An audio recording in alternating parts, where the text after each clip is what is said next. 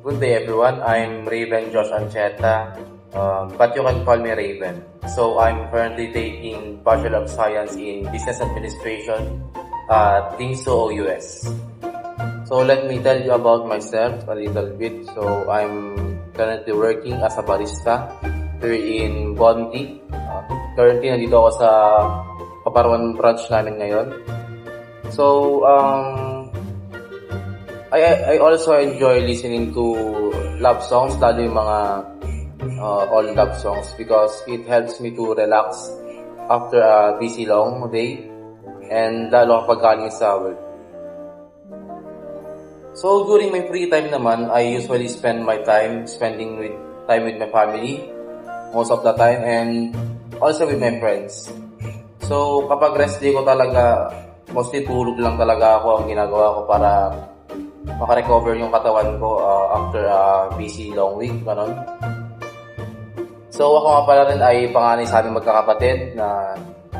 So speaking of my family, I would like to give a shout out to my parents and siblings na sila John Ray, LJ, Felix at sila Jaja, na patuloy na nagbibigay inspirasyon sa akin para magpatuloy sa pag-aaral at para sa pagtatrabaho.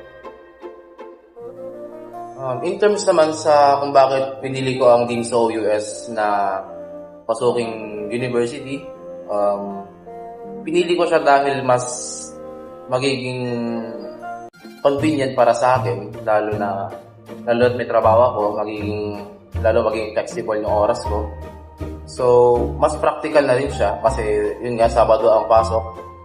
Kung susumahin kasi natin, parang mas makakatipid pa ako in terms of tuition, lalo sa mga daily expenses. Ganun.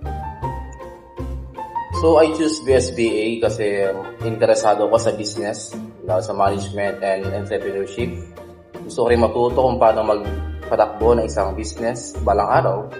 At gusto ko rin ma-develop yung skills ko na magagamit ko sa future ko at future career ko. And someday nga, sana makapagpatayo ng sariling business. So looking ahead, I plan to finish my degree at Dingso OUS. And after I graduate from Dingso OUS, I plan to work at the workplace of my father, which is in the Department of Agriculture. And I hope that I would apply my learning in the 4 years that I will going through in Dingso OUS. So that's all. That's the little things about me. So thank you for watching this video, and I hope we would have a fun, meaningful, and successful college journey together at Dingso OUS. Thank you, and have a great day, and see you around.